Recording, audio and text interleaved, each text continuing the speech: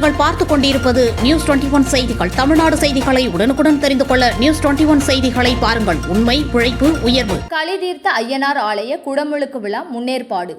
சிவகங்கை மாவட்டம் மானாமதுரை அருகேயுள்ள வேம்பத்தூர் கிராமத்தில் அருள்பாலித்து வரும் களிதீர்த்த ஐயனார் கோவில் குடமுழுக்கு விழாவானது வருகின்ற 4/5/2025 ஞாயிறன்று காலை 7:30 முதல் 8:30 வரையில் மிகவும் சிறப்பாக நடைபெறவிருக்கிறது.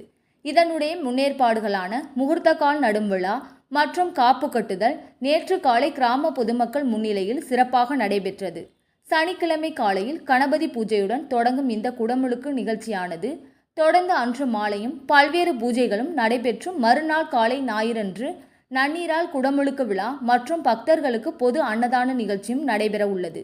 விழா ஏற்பாடுகளை அசேஷ் வித்வத் மகாஜனங்கள் மற்றும் விழா கமிட்டியாளர்கள் கலந்து கொண்டு சிறப்பாக செய்து வருகின்றனர். நியூஸ் 21 செய்திகளுக்காக தினேஷ்குமார்.